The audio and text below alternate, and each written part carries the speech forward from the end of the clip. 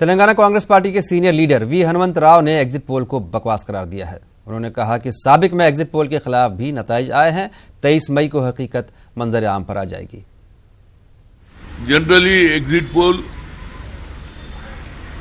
अपने अपने तरीके से अपना अपना सर्वे से देते हैं, मगर वोटर किसको वोट डाला 23 तारीख के दिन पता लगेगा। मगर ये सरकार, नरेंद्र मोदी सरकार हर जगह फेलियर हो गए।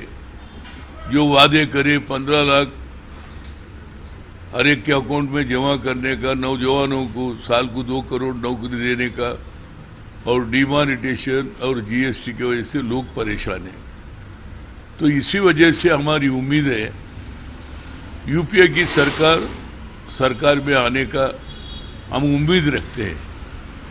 जब तक रिजल्ट नहीं आए, इससे पहले जितने भी एग्जिट पोल हुए, अवाम का डिसीजन दूसरा था, एग्जिट पोल का सोच अलग था।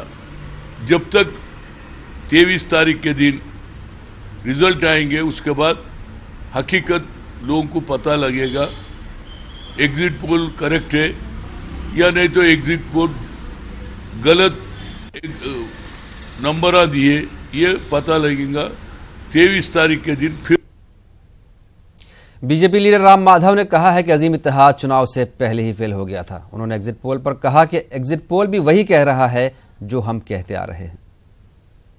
मैं तो एग्जैक्ट पोल का रिजल्ट तक रुकूंगा 23 का, बट दो एग्जिट पोल जो कह रहे हैं ज़्यादातर तो जो हम कहते आए हैं वही चीज़ को दोहरा रहे हैं। बट एक चीज़ पर मैं और एक बार आग्रह से कहना चाहूँगा कि हम पूरे विश्वास के साथ कह रहे हैं कि बीजेपी अपना 2014 का परफॉर्मेंस को इम्प्रूव करेगी, उससे भी ज़्यादा सीट लेकर आएगी और एक एनडीए के साथियों के साथ मिलकर बहुत ही अच्छा स्टेबल गवर्नमेंट हम दोबारा बनाएंगे। महागठबंधन तो चुनाव प्रारंभ होने से पहले ही फेल हो गया था।